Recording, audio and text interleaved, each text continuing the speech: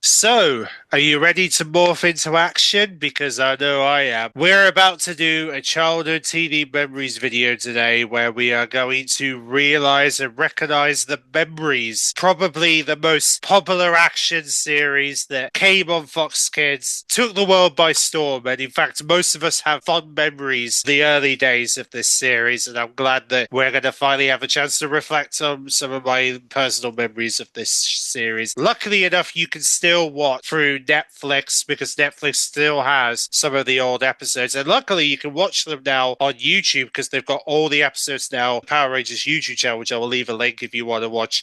Any of the Power Rangers have come out over the years, but we are going to take a look back, looking back at the early days Power Rangers that I remember the most. And my gosh, there's quite a few Power Ranger memories here that came out on Fox Kids that I just loved, and lots of memories. Even though some will think some stuff are going to be underrated, but I enjoy it personally because I love the Power Rangers. So without further ado, we gotta start with this. Obviously, let's just start with this.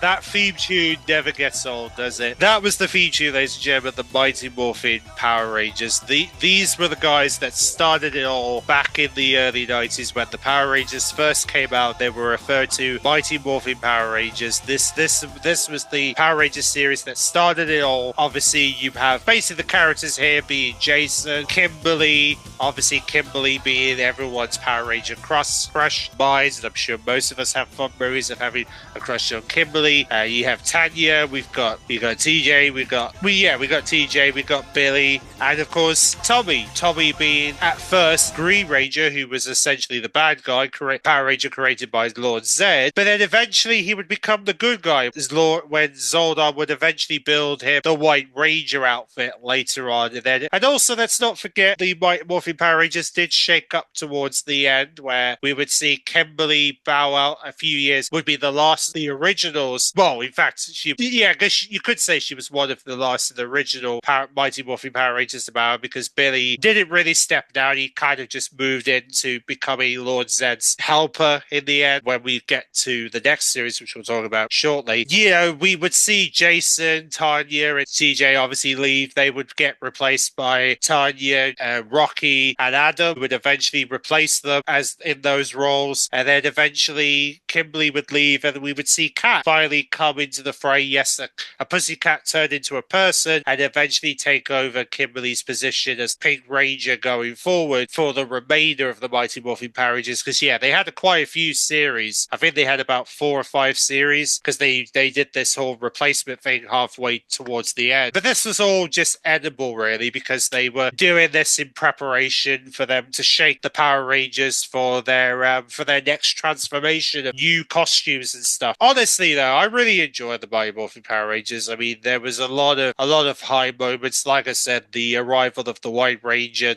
Tommy's embracing the White Ranger was certainly a moment, and then obviously seeing the evil Tommy at first as the Green Ranger, that really shook things up, trying to make you think, how are the Power Rangers going to convince Tommy to not be evil? That was a big selling point for that storyline. Like, how on earth are they going to survive a person who has become an evil ranger because of Lord Zed? Amazing job on that storyline, honestly. It's a shame that the actor who plays Tommy is no longer with us, because he unfortunately passed away a couple of years ago. So it's really, really sad to think that he is no longer with us. Man, if I had the chance to meet him, I would shake the guy's hand and say thank you for Power Ranger that I remembered the most, because he was kind of the Ranger. The way that he handled the Power Ranger, his version of Power Ranger, really inspiring. He was pretty much a lot of people's favorite Power Ranger, along with Kimberly. He was like one of those Power Rangers you would want to meet in real life. Honestly, he was one of those characters that you would love to meet, because he really trained himself to be really good at like martial arts. He even did it off screen as well. There's videos of him literally learning to do martial art off stream, even when he's not on the camp. He did a really good good job at it, and he did amazingly, honestly. And big props to him, honestly, big props for him for so committed to that role. He actually went out of his way to train his way into that role, and I love it. Now, of course, not only did we get the series of the Mighty Morphin Power Rangers, but we also have to acknowledge the Mighty Morphin Power Rangers, the movie, which happens to be the very first movie ever for the Power Rangers. Yeah, this was essentially the movie version of the Power Rangers that, yes, I see it gets criticized from time to time because people are like, yeah, most are going to be looking at the movie and be like, yeah, it wasn't that great. I actually really enjoyed it. I really enjoyed the Mighty Morphin Power Rangers. I know the costumes could be a little as accurate as the TV series is, but I personally believe the Power Rangers movie was fun to watch. I love the fact that you've got this character called Izanood is basically trying to use his poison to manipulate people, to control people's mind into working for him, because obviously his goo is essentially a controlling force, and the fact that you have the Power Rangers not being able to keep their powers because he tried to destroy Lord Zed to the point that he would do not Lord Zed, but Zordon, to the point that, yeah, their powers couldn't continue because he destroyed the power chamber and tried to destroy Zordon, and it was up to them to find a way to restore those powers by going into an island to regain their powers so that they can finally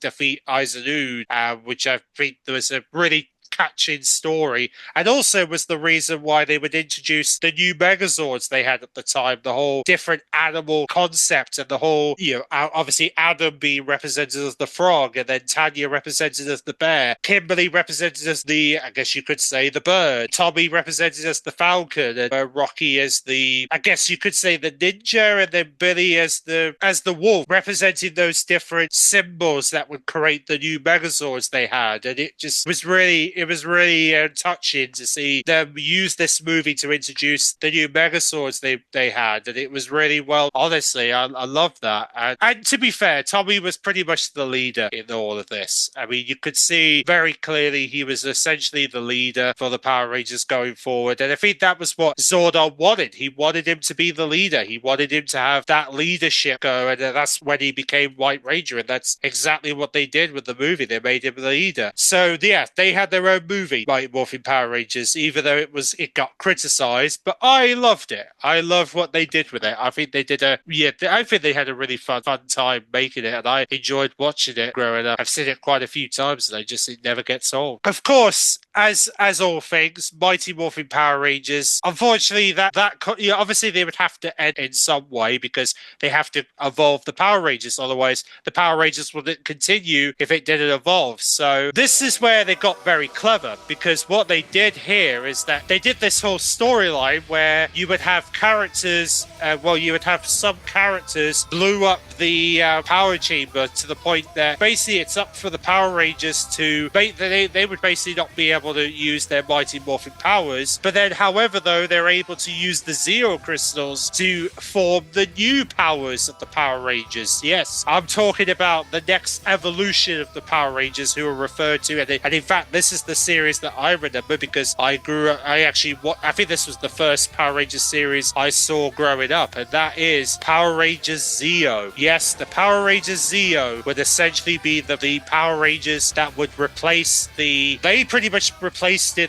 Power Rangers that came before the Mighty Morphin Power Rangers would become Power Rangers Zeo.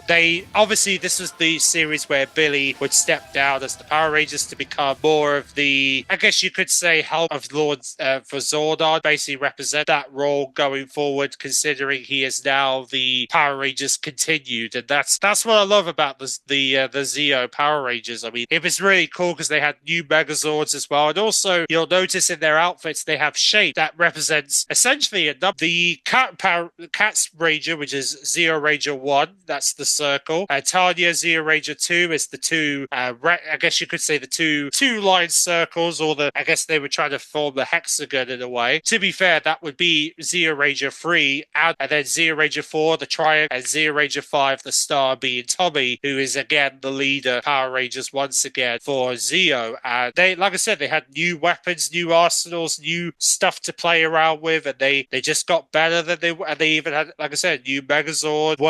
Yeah, obviously great evolution, Power Rangers, and I'm sure most will agree they did a good job on the transition. Mighty Morphin to Zeo, very well done. The way they explained it, obviously, because of Zeo crystals, they now formed the Power Rangers Zeo. That was essentially the new evolution of the Power Rangers, and it was just a genius way for them to go for the Zeo crystals, now form as their new powers going forward. So yes, Power Rangers Zeo. Obviously, we also got to see Jason come back as the Black Ranger, because yes, he would now become the support ranger rather than the leader that he was in the past. So that was really cool. We got to see Jason come back for him. And then really, he would then move on after doing a bit of episodes as the Black Ranger, because he, obviously go on to do his own thing after being the Black Ranger for a little. Yeah, the Zeo Rangers, I'm sure most of you will remember the Zeo Rangers, and I love the series.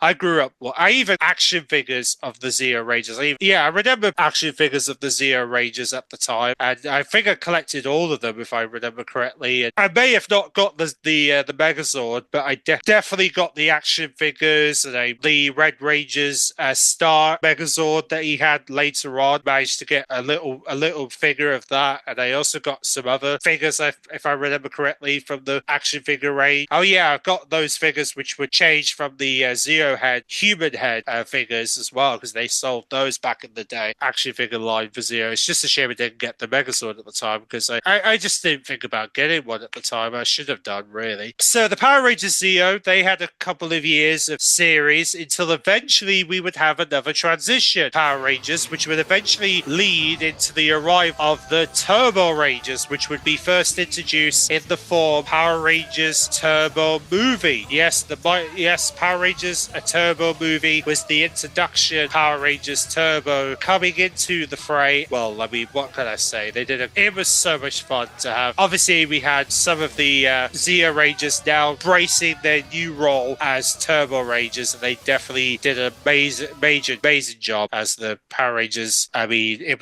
was great. I mean, so obviously the ones who stayed around, because obviously Rocky got injured during the movie, because you would think Rocky would still be in there, but unfortunately not. So the reason, obviously, that was purpose, because they kept Tommy, Tanya, Kat, and Adam. So they represented red. Obviously, Tommy representing red, Tanya representing yellow, obviously pink again, Adam was green. And then, of course, the Blue Ranger happens to be a coming boy, a friend of theirs called Jason. Yes, he's a schoolboy who happens to be chosen by Zordon to be the Blue Ranger. And by the way, obviously they had more new morphers now, because obviously they refer themselves as Shifting the Turbo, and they would have to say the name of their vehicle when they morph. And I can't really remember them on the top of my head. It was really, really clever. And also they had vehicles now. All these, they had all the different vehicles. If you put them together, they formed the Megazord, which they did during their battle against Mordecai, who, yes, the early version of Mordecai, who would eventually debut in Turbo. We would see the Power Rangers deal with him. And yeah, the Megazord was cool. Seeing these vehicles turn into this Turbo Megazord was so much fun. So much fun to see that, Power Rangers, and I really enjoyed it. And essentially, the movie was essentially about them trying to protect Mordecai, or Larigo, who is this sort of wizard, like Merlin wizardy character, who is trying to get away from Divatox, who is the new baddie, like the pirate, sort of a queen piratey character, who's trying to capture his powers so he can get to Mordecai, who is the villain that